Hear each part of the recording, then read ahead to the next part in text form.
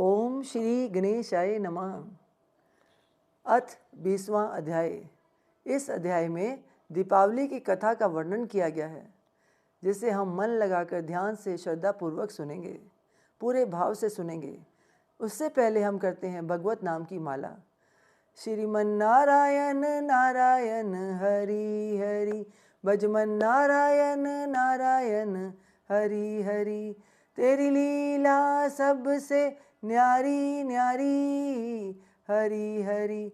श्रीमन नारायण नारायण हरि हरि। नारद जी कहते हैं, हे राजा पृथु, कार्तिक कृष्ण अमावस्या को दीप मालिका करने से दरिद्रता का विनाश हो जाता है। इस संबंध में एक इतिहास सुनाता हूँ, ध्यान पूर्वक सुनो। थुरसैन देश में सत्य शर्मा नाम का अत्यंत दरिद्री एक ब्राह्मण रहता था। उसके मन में एकमात्र यही कामना थी कि यदि मेरे पास धन हो तो मैं उसे यज्ञ आदि धन दान आदि धार्मिक कार्यों में व्यय करूं।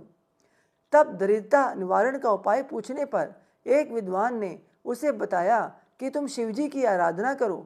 उसने शिवजी की उपासना प्रारंभ की। निदान 1 वर्ष बीतने पर एक दिन शिवजी ब्राह्मण का रूप धारण कर उसके पास आकर बोले, हे विप्र, धन की प्राप्ति के लिए तुम राजा के पास जाकर उससे वरदान मांगो कि कार्तिकीय अमावस्या को हमारे सिवाय और कोई अपने घर में दीपक ना जलावे। ब्राह्मण ने ऐसा ही किया और राजा ने उसकी बात स्वीकार करके कार्तिक कृष्णा चतुर्दशी को सारे शहर में ढिंढोरा पिटवा दिया कि अमावस्या को कोई भी अपने घर में दीपक ना जलावे। राजा की आज्ञा मानकर अमावस्या की रात्रि को किसी ने भी दीपक नहीं जलाया।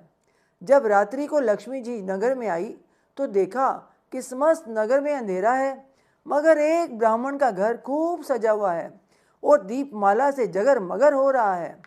लक्ष्मी जी प्रसन्न होकर जब उस घर में प्रवेश करने लगी तो ब्राह्मण मार्ग रोककर कहने लगा, हे भद्रे, तुम्हारा पति अति कठोर है और तुम अत्यंत चंचल हो, इस कारण हमारे घर में प्रवेश मत करो।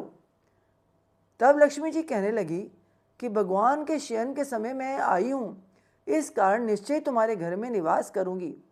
यह सुनकर ब्राह्मण कहने लगा कि यदि तुम इस बात की शपथ लो कि मेरी 3 पीढ़ी तक इस घर से नहीं जाओगी और यहाँ पर स्थायी निवास करोगी, तब इस घर में प्रवेश कर सकती हो। लक्ष्मी जी ने कहा कि यदि तुम विधि पूर्वक मेरा पूजन करोगे तो निश्चय ही मैं तुम्हारे घर में वास करूँगी। यह सुनकर ब्राह्मण ने पूछा कि मैं किस विधि से तुम्हारा पूजन करूं? तब लक्ष्मी जी ने कहा कि कार्तिक कृष्ण अमावस्या को प्रातःकाल स्नान आदि से निवृत्त होकर देवताओं तथा पितरों का पूजन करो। दिन के तीसरे भाग में श्राद्ध करके ब्राह्मणों को सुंदर पकवान बनाकर भोजन कराओ। प्रदोष समय दीपमाला करो। तुलसी जी के समीप ब्राह्मण के घर में, देव मंदिर, चौरास्ते, शमशान तथा गौशाला में दीप जलाने चाहिए। इस दिन बालक, वृद्ध तथा रोगी के अतिरिक्त अन्य कोई भोजन ना करे। सायंकाल स्वस्ति वाचन पूर्वक गणेश जी व कुबेर जी का पूजन करके संकल्प करें। तत्पश्चात लक्ष्मी जी का पूजन करें। कमल के आसन पर स्थित, कमल के फूलों की माला धारण करने वाली, कमल जैसे नेत्र, गंभीर नाभि, स्तन के बाहर से नव्र, सुंदर वस्त्र, देवताओं के हाथियों द्वारा मणि युक्त घड़ों से स्नान करने वाली, हाथ में कमल पुष्प लिए ऐसी लक्ष्मी जी मेरे घर में निवास करें। सर्वप्रथम लक्ष्मी जी को आसन दें, फिर पाद्यम, अर्घ्य, आचमन, स्नान, वस्त्र, धूप, दीप, नैवेद्य, जल, तांबुल व सुपारी, इन सब वस्तुओं को अर्पण करके नमस्कार करें। दीप जलावें और समस्त रात्रि भगवान का कीर्तन करें। इस प्रकार कुबेर जी तथा लक्ष्मी जी का पूजन करके ब्राह्मणों को भोजन करावें। तत्पश्चात बंधु बांधवों सहित स्वयं भी भोजन करें। सत्य शर्मा ने विधिवत इसी प्रकार किया, जिससे उसके यहाँ काफ़ी धन दाने हो गया। इसके बाद उसने अनेक यज्ञ भी किए। फिर सत्य शर्मा विरक्त होकर मथुरा चला गया और वहीं पर समाधिस्थ होकर विष्णु लोक को प्राप्त हुआ। इति 20वां अध्याय। ओम तत्सत। श्रीमन्नारायण नारायण हरि हरि, भजमन नारायण नारायण हरि हरि। तेरी लीला सबसे न्यारी न्यारी, हरि हरि। ओम नमो भगवते वासुदेवाय, ओम नमो भगवते वासुदेवाय, ओम नमो भगवते वासुदेवाय। बोल सांचे दरबार की जय।